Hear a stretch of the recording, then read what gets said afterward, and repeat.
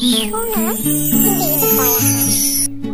একটা ছোট্ট গ্রামে একটি অসাধারণ হাঁস বাস করত।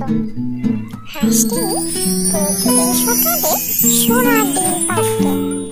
গ্রামের লোকেরা হাঁসটির খোঁজ পেল আর তারা খুব খুশি হয়ে হাঁসটির প্রতি আগ্রহ হয়ে উঠল। সবাই দেখতে চাইতো হাঁসটা কেমন ডিম পাড়ে। আর হাঁসের মালিক এক ভদ্রলোক প্রতিদিন সোনার ডিম পেয়ে প্রচুর ধনী হয়ে যাচ্ছিল। এতদিন সুখে থাকার পর একদিন লোকটি ভাবলো, যদি একবারে অনেক সোনার ডিম পেতে পারি তাহলে আমি আরো দ্রুত ধনী হতে পারবো। হাঁসটির পেটের ভেতর নিশ্চয়ই অনেক সোনার ডিম আছে। আমি যদি একবার পেট ছিঁড়ে সব সোনার ডিম বের করি তবে আমি একটাও ছাড়বো না।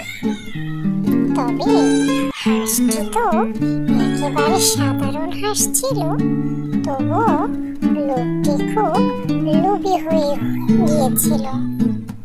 তারপর সে একদিন হাঁসটির পেট ছিঁড়ে দিল, কিন্তু সেখানে কিছুই ছিল না, শুধু স্বাভাবিক হাঁসের ডিম। হাঁসটি আর সোনার ডিম পাড়তে শুরু করলো না, কারণ তার পেটও নষ্ট হয়ে গেছিল, হাঁসটি মারা গিয়েছিল।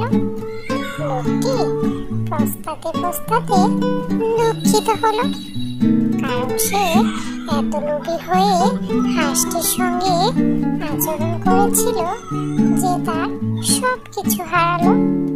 শিক্ষা: লাভের জন্য লোভ করা কখনোই ভালো নয়।